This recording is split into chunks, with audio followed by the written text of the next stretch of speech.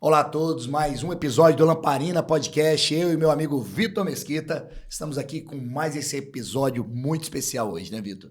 E hoje a gente vai falar a seguinte frase: quem toca choro, toca tudo. É uma frase pouco polêmica, mas ela tem fundamento. E a gente trouxe duas pessoas aqui muito importantes para o cenário musical, principalmente do choro, aqui em Brasília. Quem não sabe, o Lamparino Podcast, a região dele aqui em Brasília. E a gente tem aqui em Brasília a primeira escola de choro, podemos falar, do mundo, né? Estamos aqui com o Reco do Bandolim. Reco do Bandolim, Obrigado. muito bem-vindo aqui ao Lamparina Podcast. E o Henrique Neto, bem-vindo ao Lamparina Podcast. Obrigado, galera. Prazer. Pai e filho, né? Pai e filho. Pai e filho. Então, iniciamos essa conversa aqui, primeiramente, grato aí a todos que nos acompanham nesse Lamparina Podcast, né? Alguns episódios já foram inseridos aqui e o nosso objetivo aqui é trazer justamente conhecimento, trazer aqui as qualidades que temos em Brasília e no Brasil para que todos os nossos amigos possam estar nos acompanhando, né? E o choro? Por que esse nome choro e da onde que veio o choro? Reco do Bandolim. Olha, o nome choro tem muitas explicações, várias, né? A que eu acho mais razoável o choro começa com uma maneira de tocar os gêneros que vinham de fora.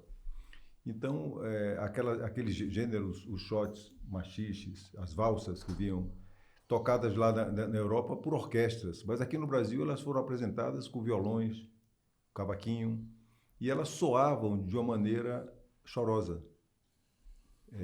A explicação mais razoável, porque tem muitas, né? Mas a síntese que me parece mais razoável, digamos assim, é exatamente essa. A maneira de se tocar os gêneros que vêm de fora. Depois é que, com o passar do tempo, depois de você ter Henrique Alves Mesquita, Anacleto de Medeiros, enfim, Chiquinha Gonzaga, Ernesto Nazaré, na minha visão foi Pixinguinha, já em 1910 por aí, que deu forma a um gênero chamado choro. Até Excelente. então, era uma maneira de tocar o que vinha de fora e de uma maneira chorada, uma maneira mais melancólica. Excelente. Eu tô com 3 músicos aqui. Hoje eu não conheço muito eu sei, eu sou um apreciador, não conheço Isso muito, é fundamental. assim. Isso é importante, né? Mas o Vitor aqui hoje ele vai trabalhar, viu, gente? Hoje ele vai, com certeza, estar perguntando mais, participativo. O Vitor fica mais da parte aqui técnica, né? E faz algumas perguntas bem pontuais e bem interessantes. Hoje é seu dia aqui, Vitor. Muito obrigado. Eu não cresci ouvindo choro, né? Eu vim da viola caipira, né? Meu pai é violeiro, então a gente sempre ouvia principalmente rock e viola caipira, duas coisas assim, bem diferentes, né? 8 ou 80, né? Mas quando eu fiquei adolescente, entrei na escola de choro como aluno e dali comecei estudando gaita e realmente abriu, vamos dizer assim, minha visão, né?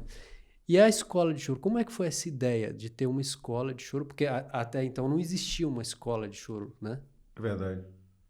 A gente pode ir conversando, né, Kim? A gente sabe que, tradicionalmente, o choro sempre foi ensinado de maneira oral, né? Como boa parte das manifestações populares, né? Então, sempre foi, assim, baseado na relação mestre-discípulo, né? Eu me lembro da forma que eu aprendi choro, que é a forma tradicional, né? A forma clássica, que era assim, ó, aqui tá o disco para você tirar, tira todas essas baixarias aí do violão e semana que vem você me mostra. Aí como é que eu vou fazer para tirar esse negócio de ouvido, né? Aí, Só de ouvido. Só de ouvido. Essa é a grande escola do chorão, né?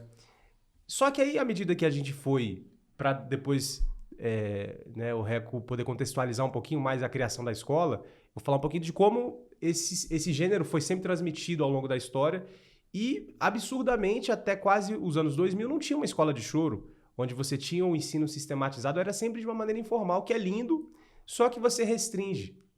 Você tem músicas como o jazz, o flamenco, que tem centros de estudos, tem universidades de jazz, conservatórios voltados para o jazz nos Estados Unidos, vários. E ainda assim você consegue manter esse gênero vivo, espontâneo. Então não é o fato, era uma falta de compreensão, talvez, dos chorões, que sempre ficaram um pouco à margem também dos estilos, né? Por exemplo, o choro anterior ao samba. Só que o samba é o primo famoso, né? O choro ficou sempre relegado a pequenos públicos. Então, quando a gente pensa... E aí, o que aconteceu? O movimento dos chorões foi de se fechar também, né? Então, assim, ó, já que a gente não faz sucesso, eles também não vêm pra cá, não. Então, fica um reduto, assim, só pra aquela galera.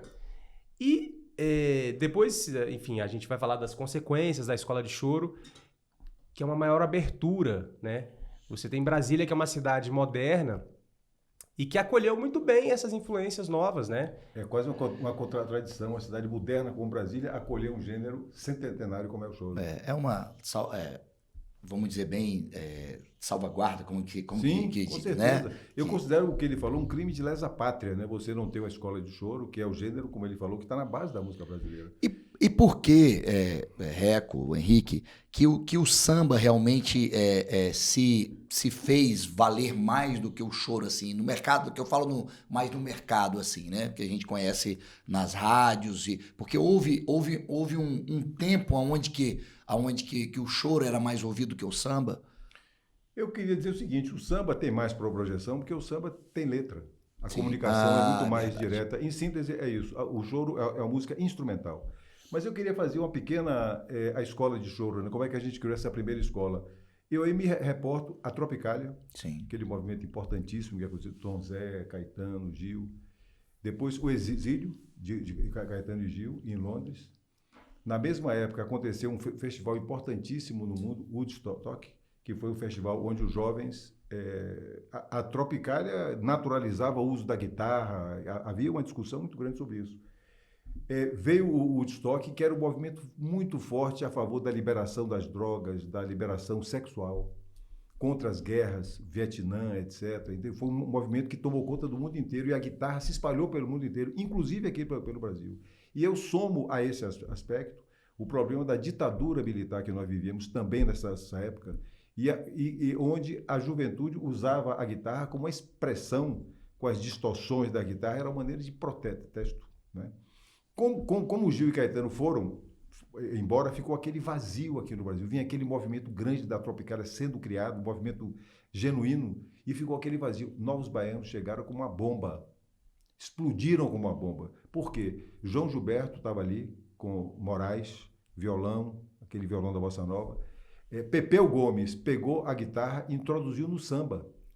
E pegou com isso a juventude brasileira toda. Foi uma espécie de volta para casa. Inclusive eu, que era guitarrista, tocava num conjunto de rock, Jimi Reco, por causa do Jimi Hendrix. Quando eu comecei a escutar Pepeu tocando guitarra no samba, aquilo foi uma coisa impressionante. E o João Gilberto introduziu nos Novos Baianos um repertório, por exemplo, Assis Valente. Ninguém conhecia Assis Valente. Chegou a hora dessa gente bronzeada mostrar seu valor. Aquilo explodiu, rapaz. Ari Barroso, Samba da Minha Terra, deixa a gente mole. Quando se... Hein? Caíme, né? Caíme, desculpe. E Pepeu botava botava a guitarra. E veio trazendo a juventude com isso. E aí o crescimento. E junto com isso, o Pepeu pegava um bandolim no meio daqueles shows dos Novos Baianos, que eu vi quase todos. No meio daquela pauleira que ele vinha, ele pegava o bandolim e tocava noites cariocas de bandolim. Armandinho e Pepeu.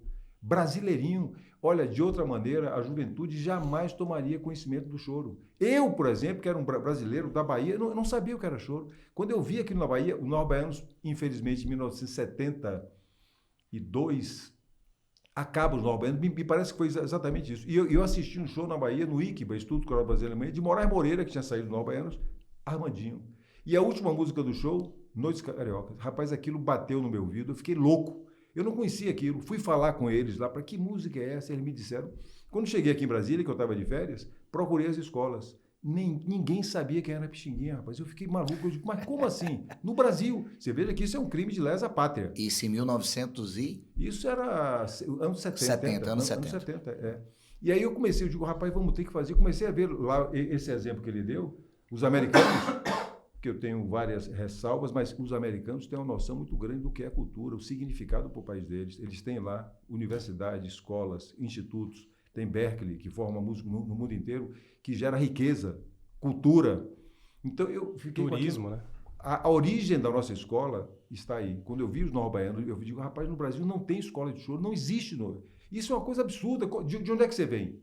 Tem que saber de onde é que você vem, como é que a música brasileira foi se E aí nós começamos uma batalha terrível, primeiro com o Ministério da Cultura, que eu demorei 4 anos escrevendo para o Ministério da Cultura, dizendo, olha, precisamos criar uma escola de choro. E ele me respondia, 3 meses depois, já existem escolas de música no Brasil. Aí eu respondia, não é escola de música, é escola de choro. Aí ele respondeu, foram 4 anos. E aí fui para a Câmara Distrital para fazer uma síntese, visitei em 6 meses praticamente todos os deputados pedindo apoio para isso. Finalmente eu tive esse apoio e em 1987... 88? 94. Não, 98. Choro. Em 98, nós conseguimos criar a primeira escola brasileira de choro. No coração de Brasília. No coração do Brasil. Do Brasil. É a capital da República. E aonde que uma obra de Oscar Niemeyer, né? Onde que funciona hoje? Exatamente. Depois, né? Depois, em 2011, né? Eu acho que foi. Funcionamos. Salinha ali no centro de convenções. No estacionamento. Estacionamento, que a gente chamava de buraco do mosquito, cheio de pernilongo. Eram 2 salinhas, assim, era um estacionamento mesmo, passava carro. Era para não funcionar. E aí esses doidos, né, foram para aquele lugar.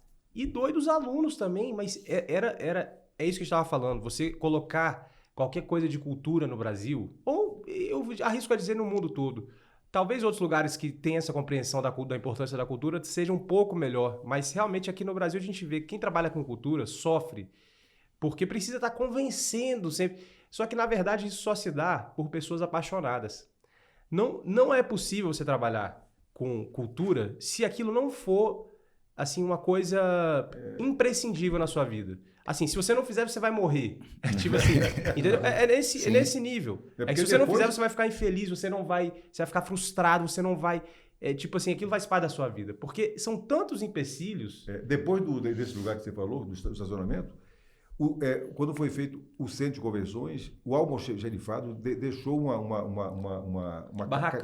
barracão de madeirite, onde nós funcionamos durante 10 anos. Eu pedi para a pessoa não desmontar. Barracão de madeirite. Você chegou a conhecer? Eu estudei lá. Barracão de madeirite. Funcionando durante 10 anos ali. E finalmente, rapaz, quando começamos os projetos, aí entra o Clube do Choro, começamos os projetos do Clube do Choro, a TV era um projeto que tinha a vocação local, era um projeto para Brasília, mas ele começou a ganhar um corpo, a TV Senado se interessou, começou a filmar e transmitir para o Brasil todo. Dr. Oscar Niemeyer, lá do Rio de Janeiro, viu, começou a assistir os programas, se interessou, entrou em contato com a gente, nós fomos lá, 1994, 2004. E aí conversamos lá, ele ficou interessadíssimo, começou a estudar cavaquinho, rapaz, com 94 anos, entusiasmado com isso. Disse, olha, vocês estão botando o Brasil frente a frente. Ele ficou entusiasmado. Afinal de contas, ele fez um projeto arquitetônico, nos chamou de volta ao Rio de Janeiro, nós fomos lá e nos deu de presente. Tendo antes, em seguida, ligado para o então governador, e na minha presença ele disse, olha, eu quero que o Clube do Choro seja construído ali ao lado do centro de convenções, etc, etc. E assim foi feito. Não foi na época ele falou com o governador Roriz. Mas estava de saída. Quem fez o Clube do Choro foi o governo Arruda. O secretário de Cultura era o Silvestre Gorgulho, que deu uma força enorme para que aquilo realmente se concretizasse. Eu entrei na escola quando estava em construção, né? A gente via lá construindo. Ficou pronto em 2011. 2011. Ficou pronto. E o nome da Escola Brasileira de Choro Rafael Rabelo. Essa homenagem ao Rafael, por que... Claro que assim, ele é um grande violonista, considerado um dos maiores do mundo, né? Mas eu quero, para as pessoas que estão assistindo, que são alunos da escola ou querem ser alunos, entenderem assim, realmente assim, todos esses, vamos dizer assim, esses personagens da música brasileira e como eles estão inseridos dentro da escola, né? O Rafael é uma das maiores referências de instrumentista, né? De expoente mesmo na música brasileira, gravou com todas as pessoas que existiam dentro do âmbito do choro, do samba, da música brasileira de forma geral. Era um cara respeitado em todas as vertentes musicais da MPB. Virtuose, né? Um virtuose, participou desse movimento da década de 70 de resgate do choro, né? Uma nova geração na qual ele se inclui. Maurício Carrilho, enfim, Paulo Moura, Luciana Rabelo, todo esse pessoal que veio a partir de um movimento de resgate do choro que aconteceu na década de 70, e ele apareceu como um cometa assim, de virtuosismo, de musicalidade, e renovou mesmo, assim, trouxe novos ares, né, para a música brasileira, para o choro especificamente. E morou em Brasília durante um tempo, na adolescência, e fez amizade com o Reco, né, ficaram grandes amigos. Eu cheguei a conhecer ele também quando eu era criança, ainda nem tocava, tinha uns 7 anos, me lembro dessa passagem importantíssima, assim, né, na escola, que nesse processo, né, que o Reco falou, de convencimento da importância de fazer uma escola de choro, ele precisou do apoio de alguns nomes fortes na época, né? E o Rafael estava no auge. Então, meu pai comentou, olha, Rafa, eu quero fazer uma escola de choro, acho importante a gente ter. Ele falou, Reco, se você está fazendo, eu assino embaixo, nem preciso saber o que é. Sem ler o projeto. Então, assim, deu esse apoio, né, para endossar com uma figura de peso como ele era. Veio tocar aqui também para reverter a verba, para limpar o Clube do Choro na época que ele assumiu, que estava com mendigos morando lá dentro. O esgoto do centro de convenções tinha explodido lá dentro. Né? Então ele veio Beleza, né?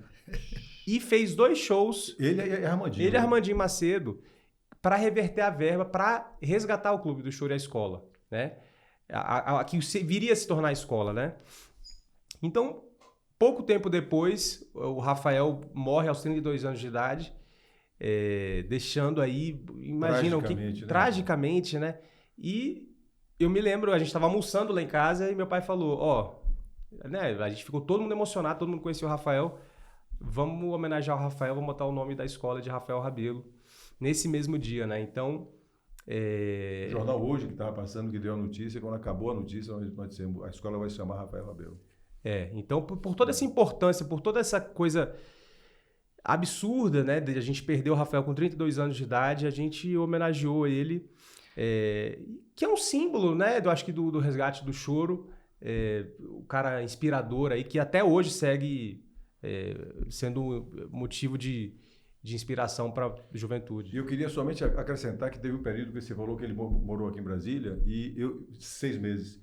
E eu tive uma relação intensa com o Rafael Rabelo aqui. Eu ia para a casa dele, ele era bem... Na época ele devia ter uns 14 para 15 anos de idade. Eu ia para a casa dele e nós ficávamos tocando, rapaz, assim, bastante, né? E foi nessa época que a gente fez uma amizade bem bacana, né?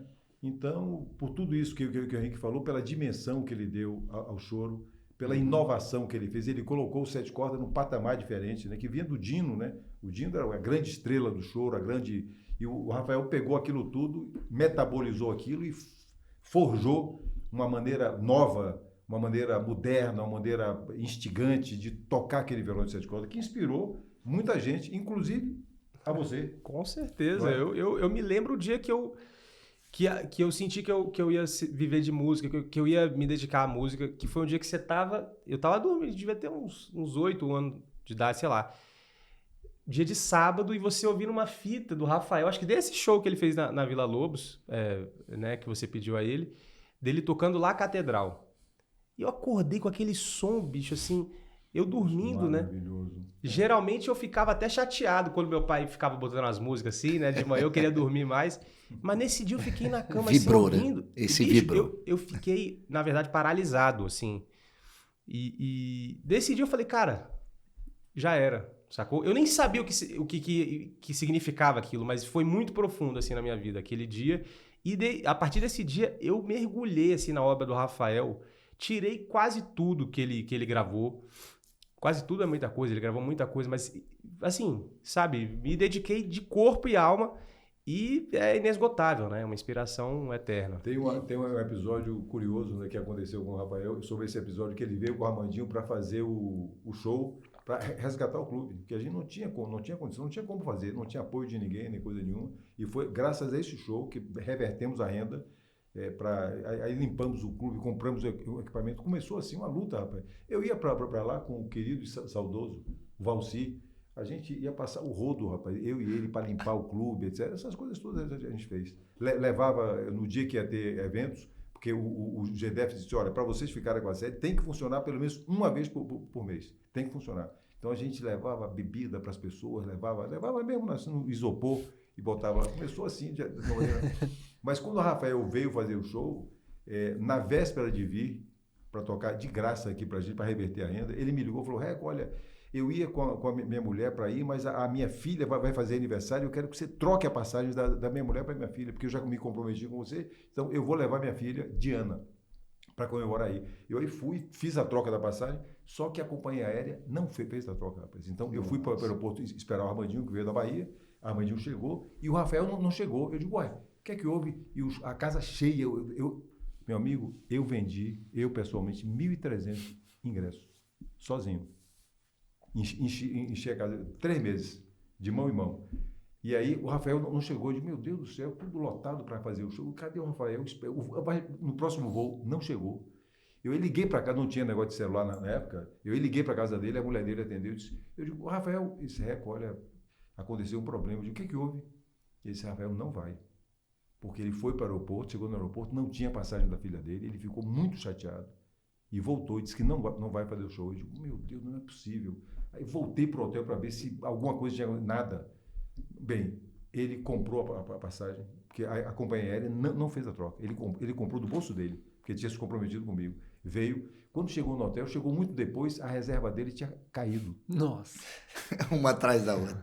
E não tinha ninguém esperando ele no aeroporto, porque ele chegou na outra hora. Eu já tinha saído de lá, eu estava no hotel. Rapaz, quando eu chego no hotel, tá ele em pé, rapaz, com o violão, com a cara de réu. Em pé. A minha relação com ele sempre foi muito delicada, muito afetiva. Estava ele com a filha dele.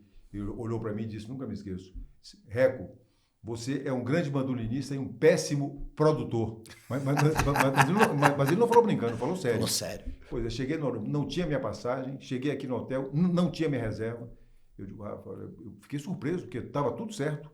Eu aí tinha no bolso tudo, que eu tinha feito a troca. Eu digo, Rafael, me desculpe, você tem toda a razão, mas não foi exatamente o que aconteceu. Olha aqui, ó. Aí mostrei para ele, eu fiz a sua troca, foi algum problema? E aqui, aí fui até o balcão com ele, chamei a moça, vem cá, eu fiz pessoalmente a reserva aqui. Ele disse, realmente o senhor fez a reserva, mas caiu, porque ele demorou. Eu digo, você está vendo, Rafa? Ele aí ficou assim, vamos lá para o bar do hotel, vamos tomar um chopp para ver se a gente... Ameniza. Aí subimos, né? E fizemos. Bem, depois disso ele fez o show, foi maravilhoso. E na véspera dele ir embora, mas ele ficou um pouco aborrecido e com razão. Sim. Pô, um grande artista veio para fazer. Bem, na véspera dele ir embora, eu fiz um encontro lá em casa, fiz um almoço, e ele não chegava no almoço. Armandinho chegou, o pessoal todo chegou. O que eu... Armando, dá uma ligada para ele. Ele disse, olha, Rafael atendeu, só vou para casa dele se ele vier me buscar aqui. Tem que ser ele. Eu, tá bom, peguei o carro, fui lá, trouxe o Rafael, fizemos uma... E depois fomos para o Piantella naquela época, que eu tinha o irmão Carlos Henrique, tinha uns amigos que... Quando nós chegamos no Piantella, o dono do Piantella fez, quem está dentro não sai, quem está fora não entra. O Rafael Rabelo está aqui, então fomos eu, Rafael Rabelo, Alencar, Armandinho. Fizemos uma roda lá, rapaz, maravilhosa. E o meu último encontro com o Rafael, depois de tudo, sentamos a essa altura já para jantar, né? Que aquilo já estava tarde, umas 11 horas da noite. Sentamos eu, Rafael, a minha mulher, a mulher do Armandinho, e conversamos, trocamos ideias. Ele olhou para mim assim, pegou no meu braço e disse, Reco do Bandolim, eu te amo. E me deu um beijo.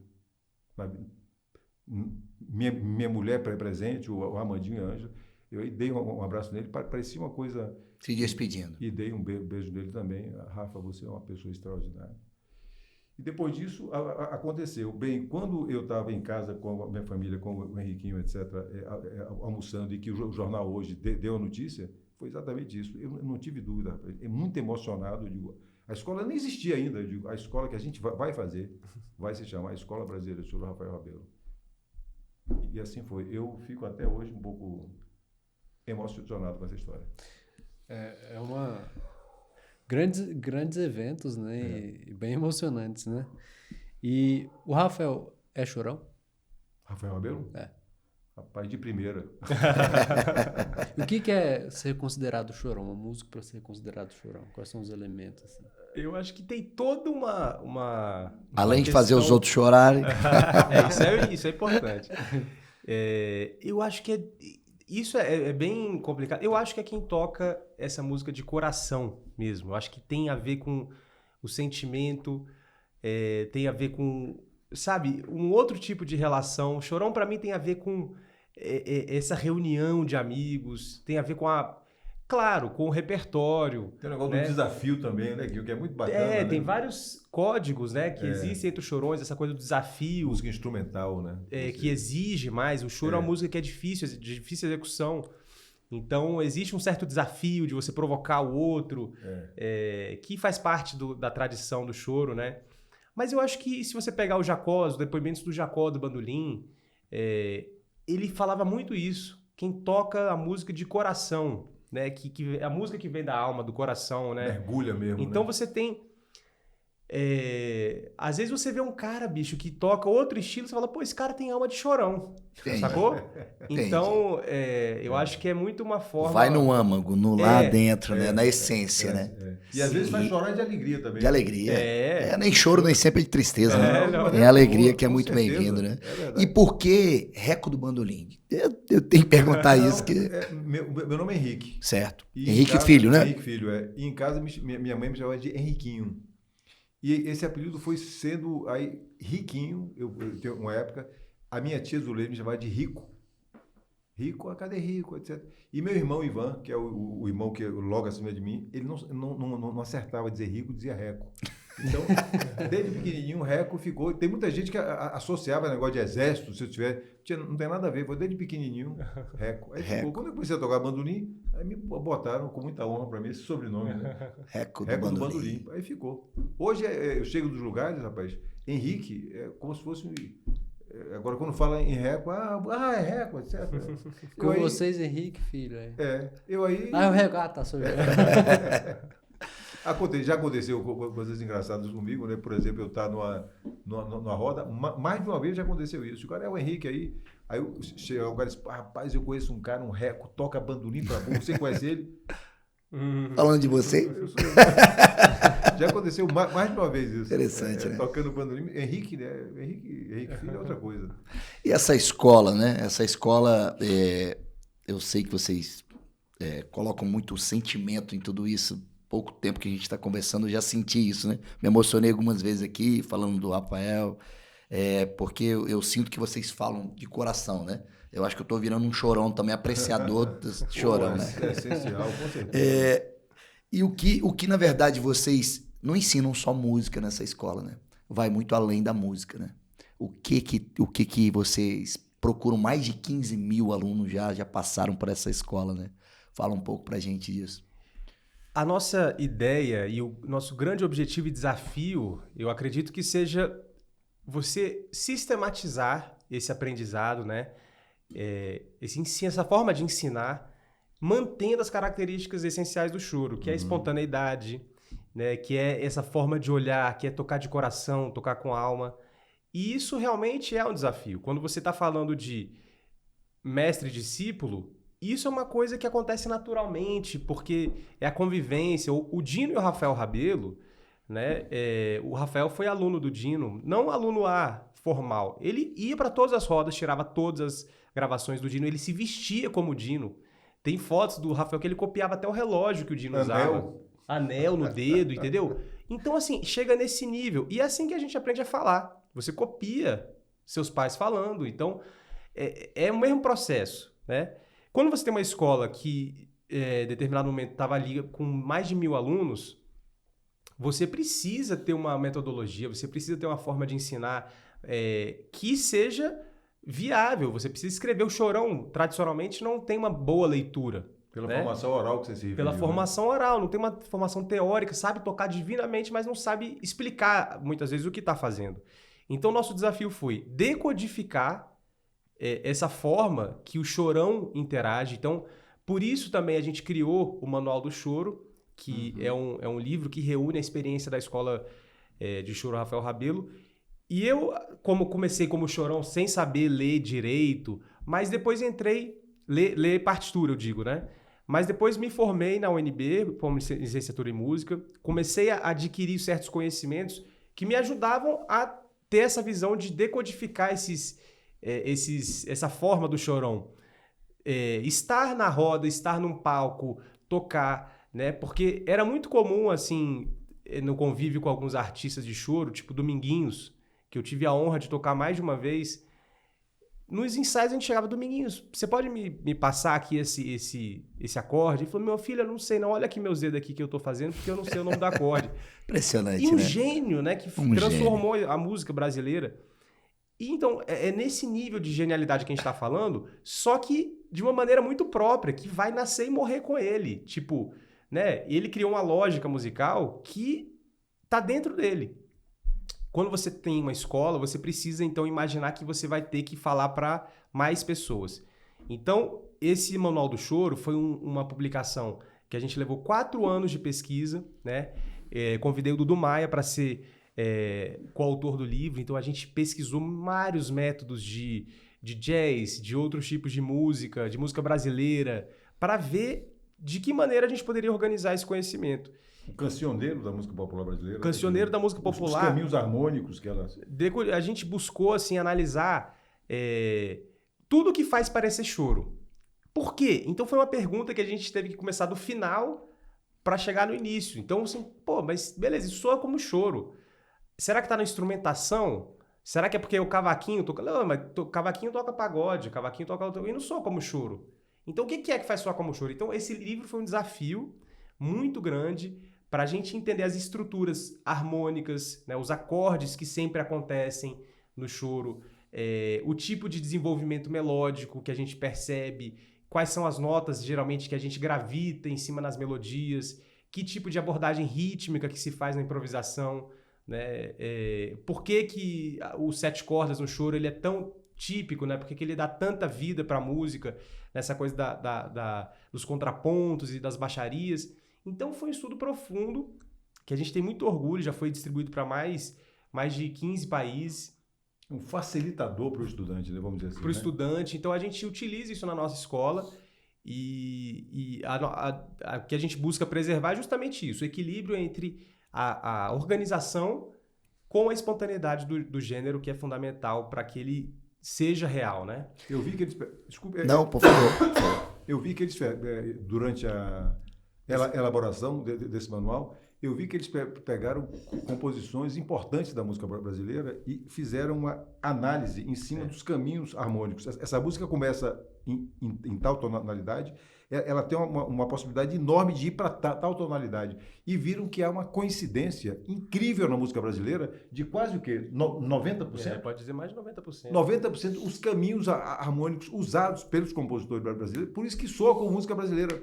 Por isso que a música da América Central soa. Eles têm um caminho. Tem uma palestra que a gente faz que tem um momento que eu digo, a música pode ser considerada até um divã sonoro da história, porque a partir daquilo você pode compreender o povo.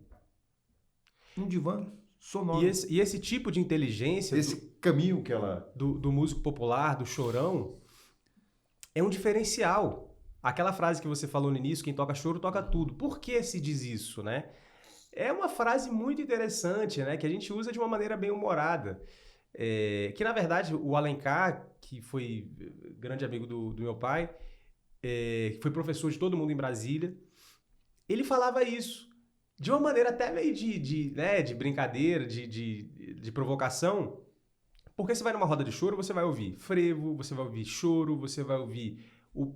samba, você vai ouvir um bolero, se bobear, sabe? Então, assim, o chorão, ele por tradição... Bossa Nova, talvez também? Com certeza. Jacó do Bandolim gravou, Chega de Saudade, Carolina. Boa lembrança, Então, assim, te dá uma bagagem muito extensa que você pode aplicar em várias áreas. O Henrique Casas gravou Beatles em choro, sacou? Então, quando você consegue entender essa inteligência do chorão, eu acho que permite... ele a ver assim, os outros estilos musicais com familiaridade. É claro que para você tocar jazz, você vai ter que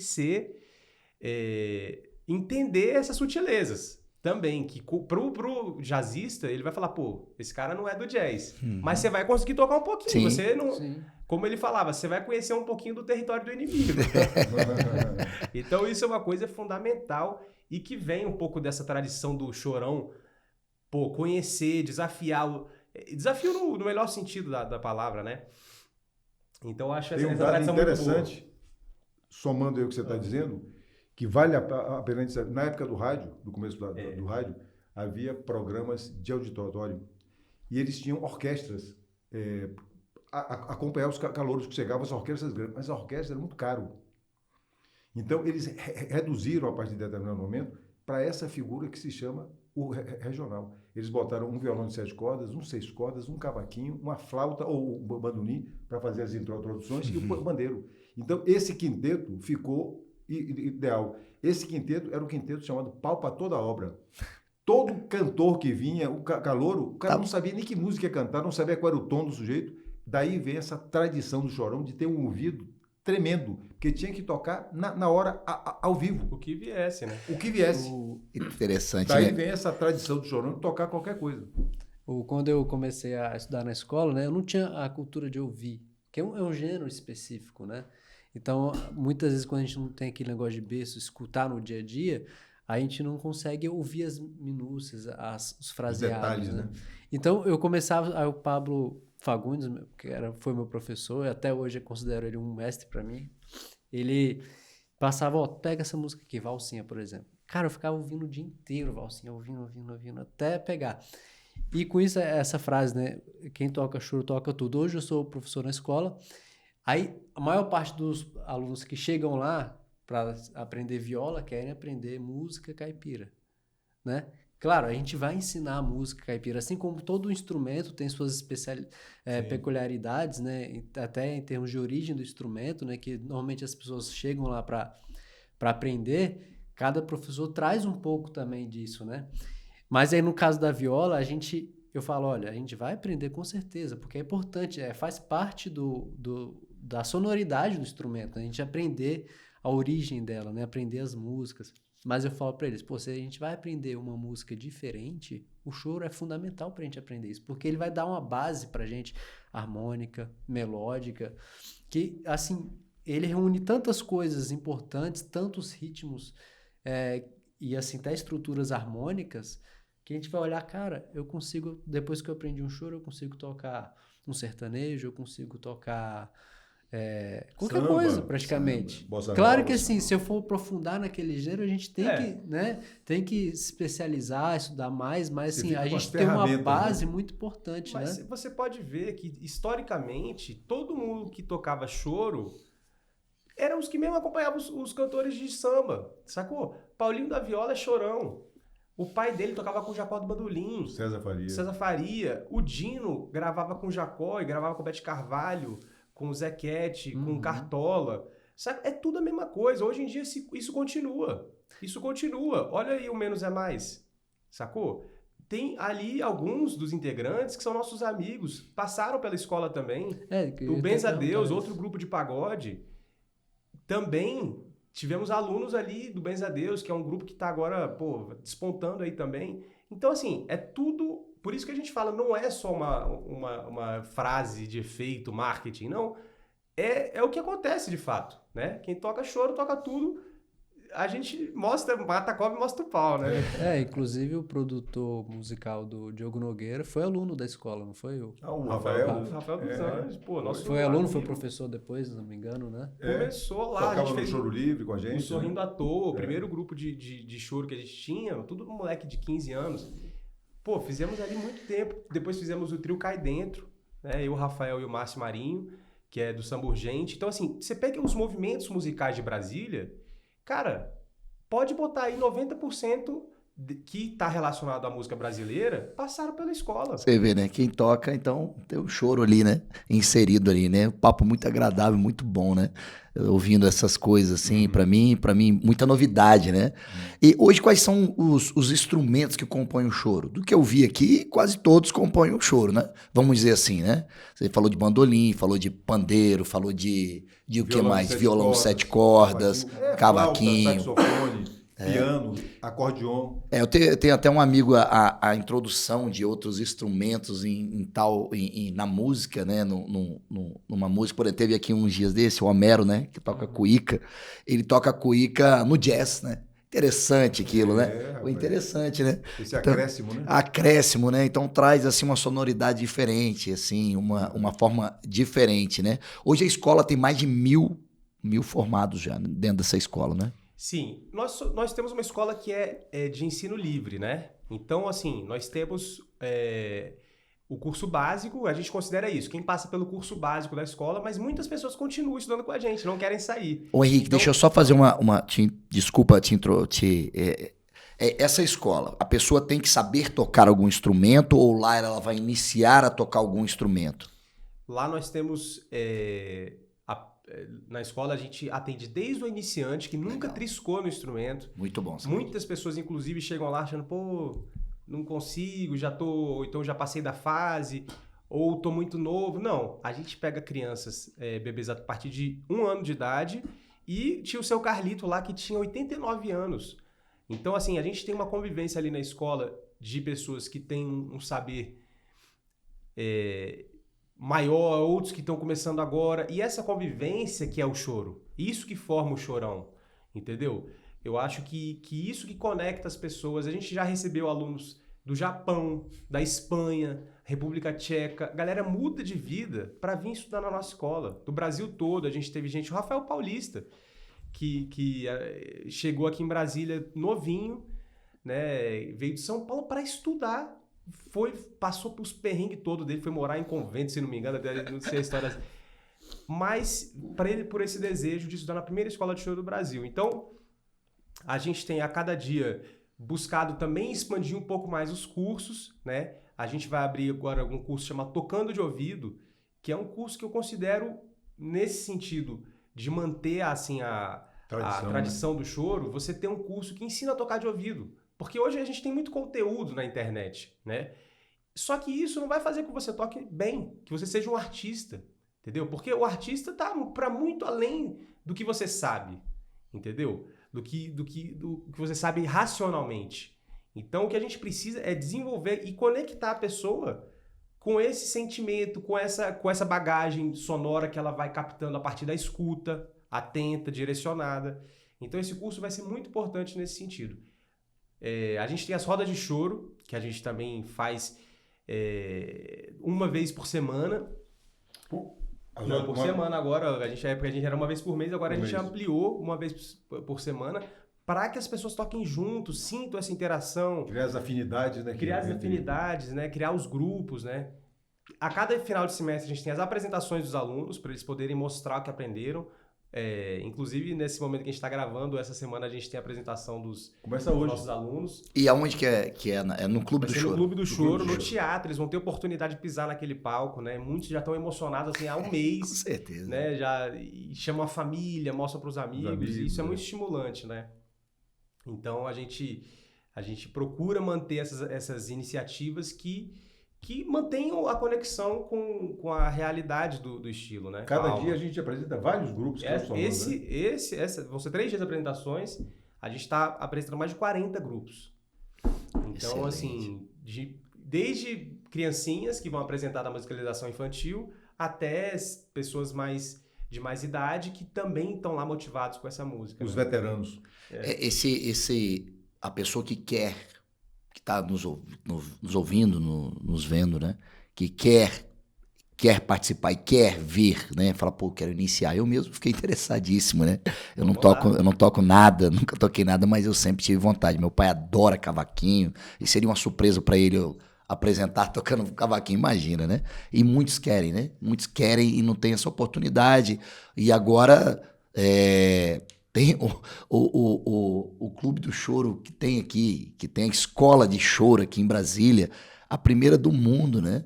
E tem toda essa qualidade dos profissionais que ensinam, né? Como que a pessoa faz? Tem um horário de atendimento, só chegar lá e fazer essa inscrição? Como que é isso? Sim, a gente tem a nossa secretaria, que funciona no horário comercial, mas as matrículas podem ser feitas pelo site escoladechoro.com.br. No próprio site as pessoas encontram as informações para ela fazer a sua matrícula, vão encontrar os cursos, ela identifica o curso que ela quer, os níveis, tudo certinho, e tudo pelo site, é bem prático, bem simples. E também nós temos um suporte lá, que depois a gente passa o WhatsApp da escola, que também pode ser usado. Você também chegou a falar de que a escola é mais do que somente o ensino musical, né?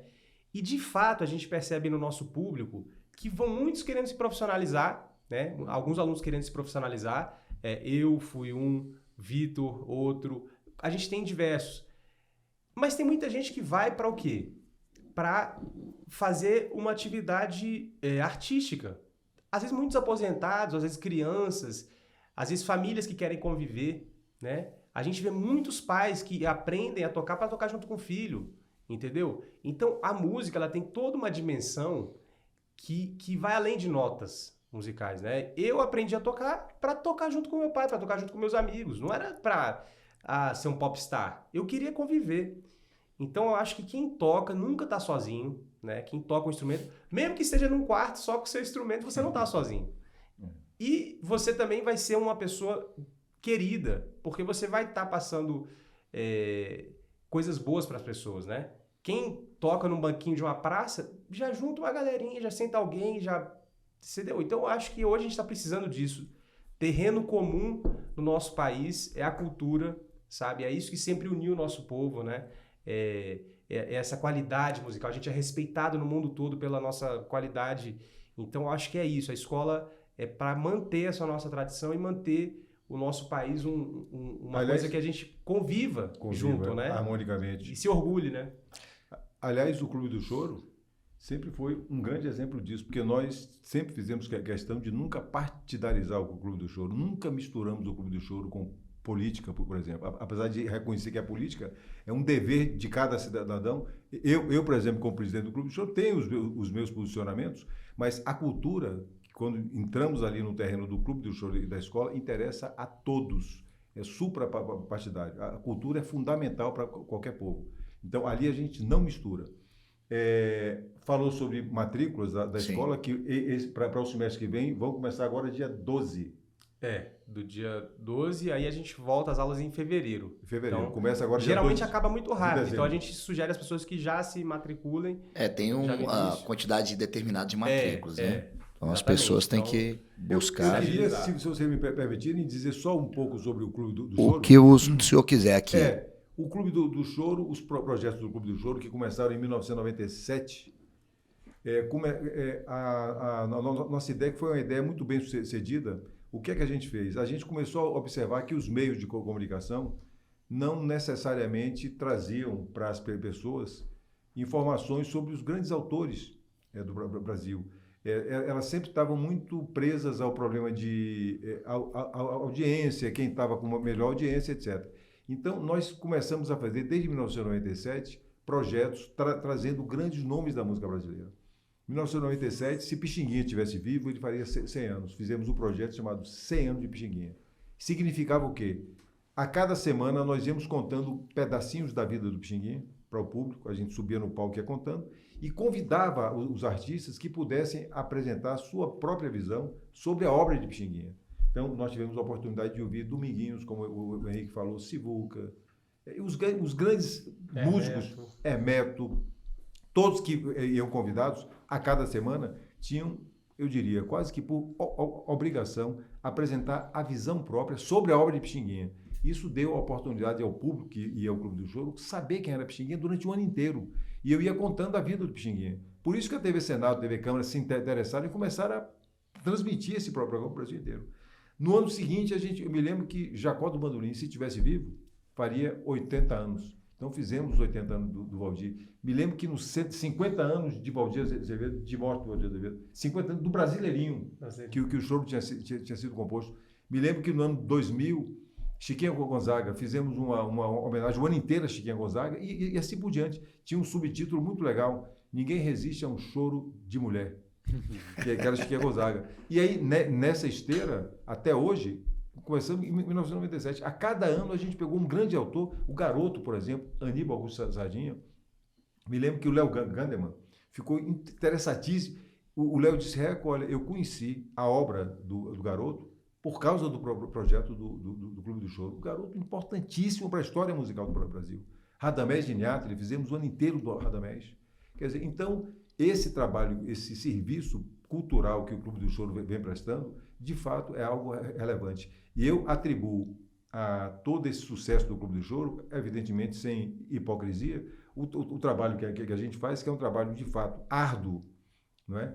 Você veja, o Estado brasileiro nunca criou uma escola de choro no Brasil. Você veja, rapaz, que coisa... Isso é uma coisa que nos ofende, né? Você não tem uma escola da música que gerou toda essa Como esse assim? movimento Não é? musical, né? É musical. E o Clube do Choro vem prestando esse serviço de a cada ano pegar um grande autor brasileiro e durante o ano inteiro, não é um dia, não são 2 dias, é o ano, você aprofundar substantivamente sobre a vida do grande autor.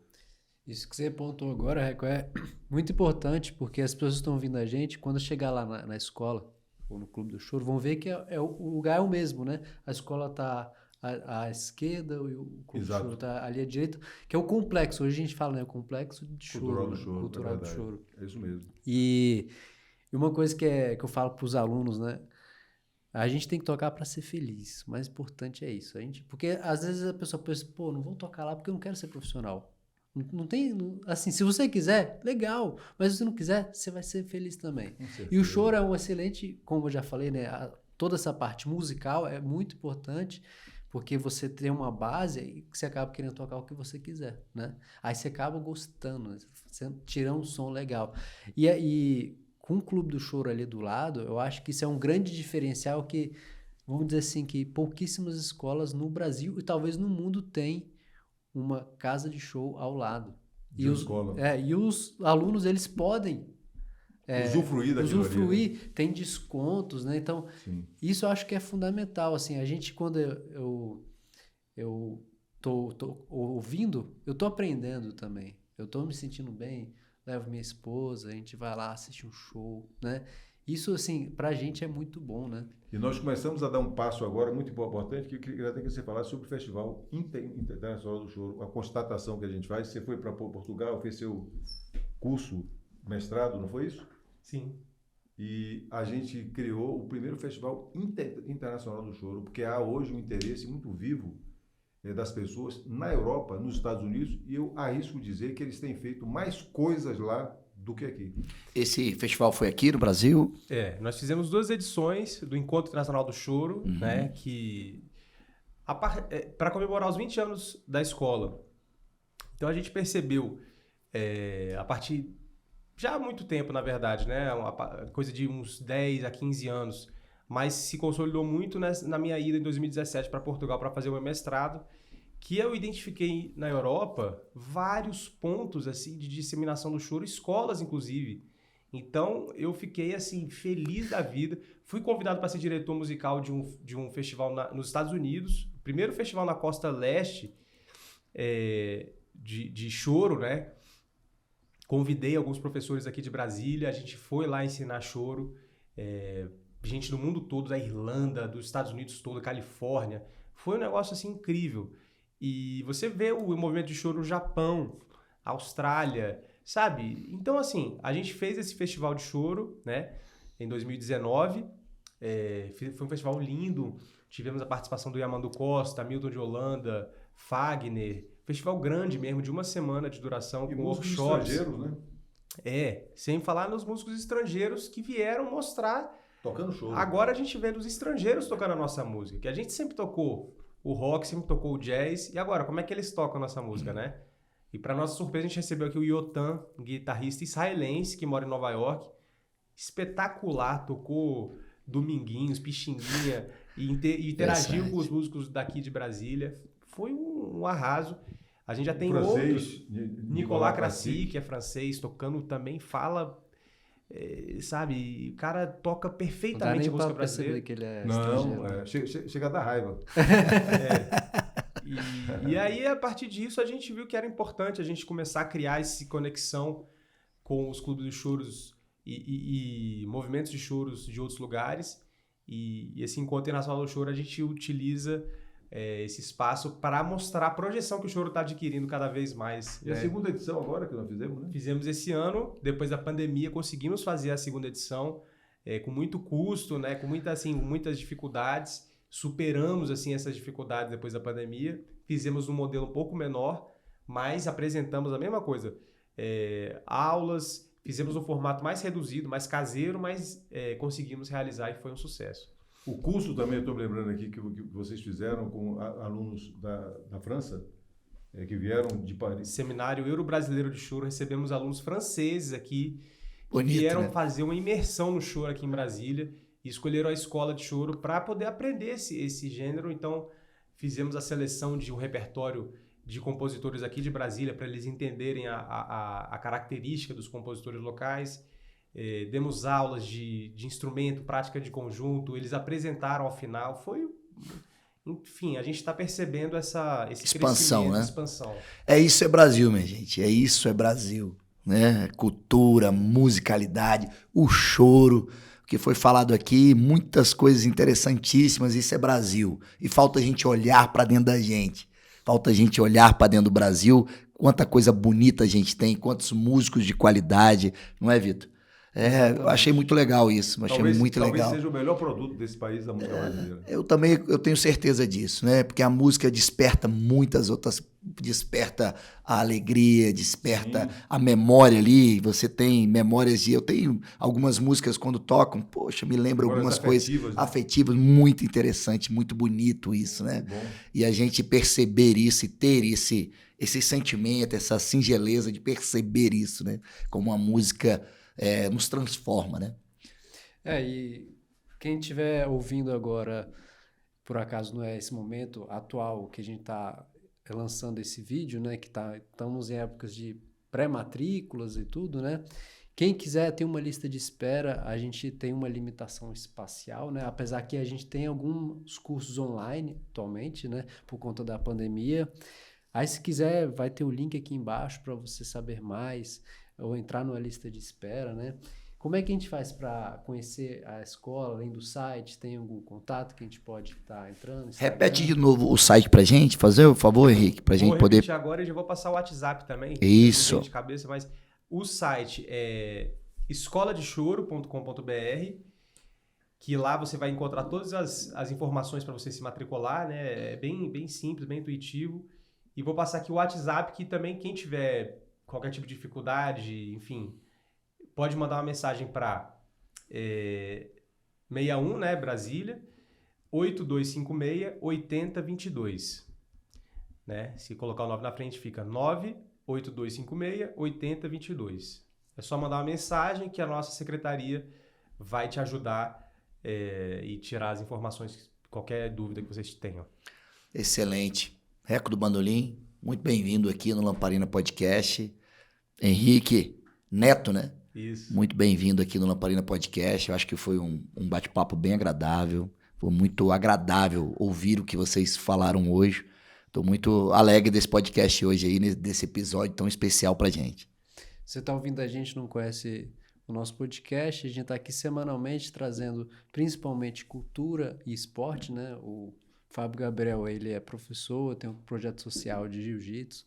Eu sou músico, professor na escola, né? Foi a primeira vez que eu falei que eu sou professor na escola aqui dos episódios, né? Que a gente vai falando um pouquinho, a gente fala basicamente, só quem mais fala são os convidados, né? Então, se vocês quiserem falar as considerações finais.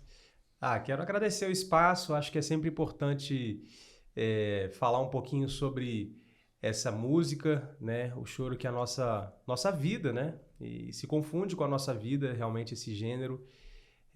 Trabalhamos com o que a gente ama e é muito bom poder fazer um pouquinho, né? Que seja assim, a nossa parte para que a gente continue tendo o choro vivo, né? Ensinando para a juventude, para a galera nova, para as pessoas de mais idade. O importante é a gente estar conectado com as coisas que importam, né? A gente vive em tempos que a gente é levado por uma enxurrada de coisas que não tem importância. Então é muito fundamental a gente marcar a nossa posição no que de fato é importante, né, para todos os povos, que é a sua forma de estar no mundo, né? Quando você fala que você é brasileiro, por que você é brasileiro? Entendeu? Porque você tem uma cultura atrás de você que a gente compartilha junto. O choro faz parte dessa nossa bagagem e eu acho que é isso que define cada um dos povos e é isso que a gente tem que estar cada vez mais deixando claro, né, para a gente mesmo, né? Obrigado. Eu assino embaixo tudo que você falou aí. Né? Aprendi com você também. Eu também assino embaixo. É aquela coisa que a gente vem dizendo, né? Nós não podemos viver sem livros, sem filme, sem música, sem teatro. É impossível. Eu quero agradecer muito a vocês por esse espaço generoso, maravilhoso e que nós queremos ficar à disposição, viu? Sempre que quiserem tratar desse assunto, é um prazer muito grande. Receber E lá no Clube do parabéns. Choro também, né? Claro, Na escola. E parabéns para vocês, porque é um espaço maravilhoso. Meus E nós parabéns. estamos de portas abertas também, se quiserem mandar quem for apresentar lá no Clube do Choro, estamos aqui de portas abertas no Lamparina, né, Vitor? Com certeza. Perfeitamente. Muito obrigado a vocês dois. Obrigado a vocês. Fábio, eu vou te mandar o link para você Manda ver lá. os instrumentos lá. Eu vou, muito bom, até né? porque eu fazia Se só não quiser uma... tocar nenhum instrumento, pode dançar, lá quando eu tem fui aula da de banda dança. da escola, a única coisa era prato e mesmo assim me tiraram. Então acho que tem a oportunidade agora, depois de 35 anos, quem sabe retornar à música, Dá a volta né? por cima. Mas eu sou um apreciador de ouvir, né? Eu acho muito, muito, muito singelo, muito fino a música. Eu acho que é uma nossa ligação com Deus muito importante, a música. Lamparina Podcast, estamos aí, mais um episódio para você, eu e o meu amigo Vitor Mesquita. Um abraço, até a próxima. Um abraço, até a próxima. Valeu. Pô, bacana, hein?